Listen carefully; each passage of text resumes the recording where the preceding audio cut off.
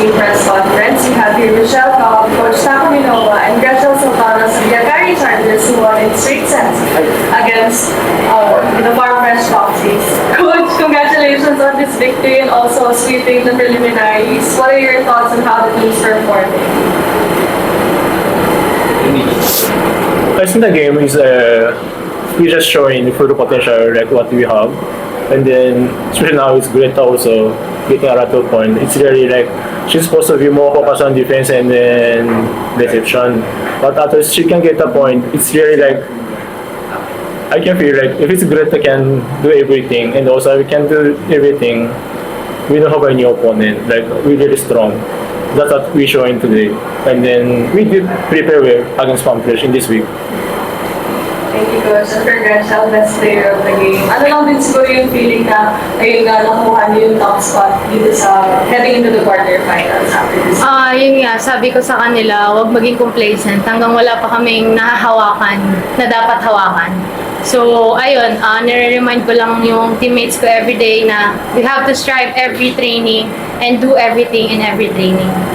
And for Mitch, ano lang yung feeling as team captain that you guys are heading into the quarterfinals with after sweeping the preliminaries?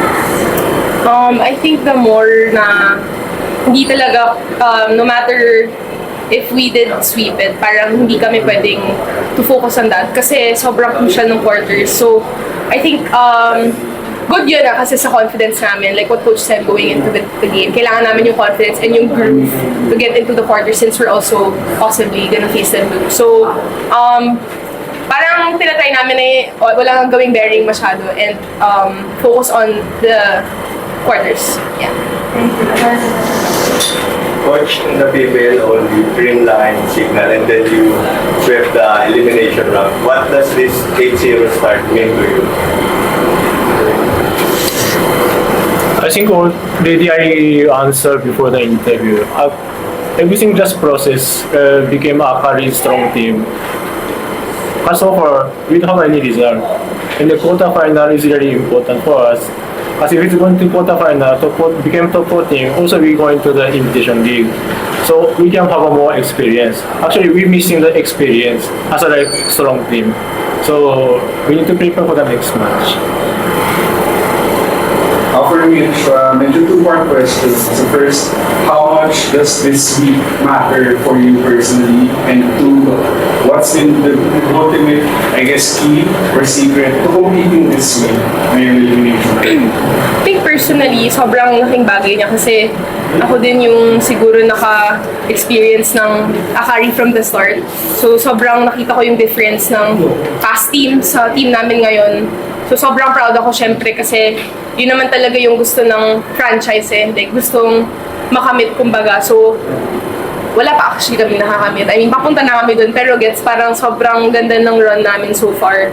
And as a team, nakadating kami sa ganitong part because nagtutulungan kami and hindi siya, we try not to make it a one-man show na we try na, ma-embody lahat ng roles ng bawat isa. Kapag may nawala, may susulpot na isa na magsa-step up. Sobrang yun yung naging key namin with the leadership of the coaches. Sobrang, tulong-tulong kami. Sobrang ganda lang sa feeling na ganito yung nabubuan naming team.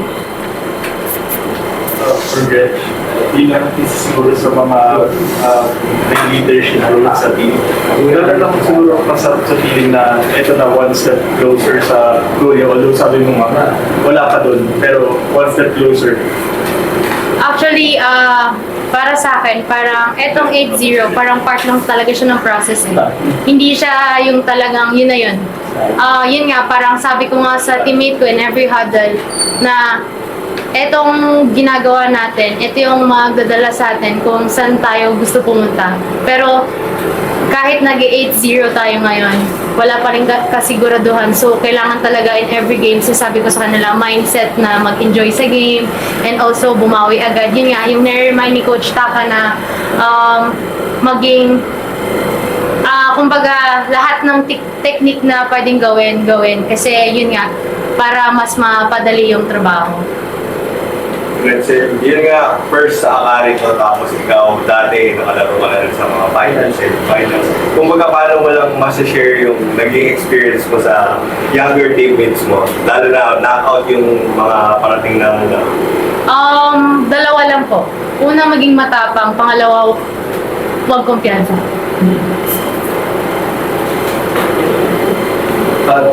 Ayun nga, pag-usapan na natin kanina na yung 8-0, medyo okay siya makuha pero it doesn't mean anything yet. Pag iba kung sa isip pang usapan yung knockout quarterfinal, siguro ano na lang yung magpapatuloy ng hunger, yung push ng team na tuloy-tuloy lang.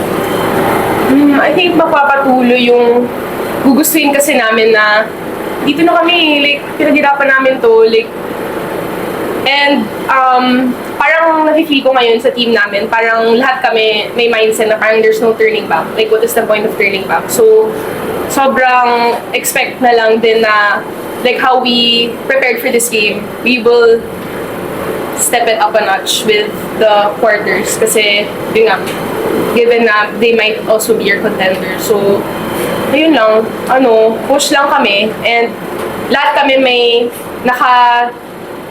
nakafocus sa isang direction. Yeah. For coach, I guess what are some of areas of improvement for the team heading to the knockout quarterfinals? Okay, sorry po. Areas of improvement for the team coming into the quarterfinals.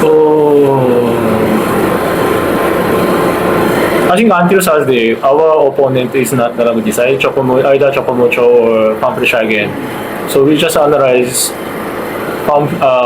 this game again, like what we can not do it in this game, and also what is a good point for today's game, and just have a solution, and then prepare for the Palm Fresh, and then also just also prepare for the Chocomucho. Thank you, coach. Thank you, guys. Thank you po. Congratulations.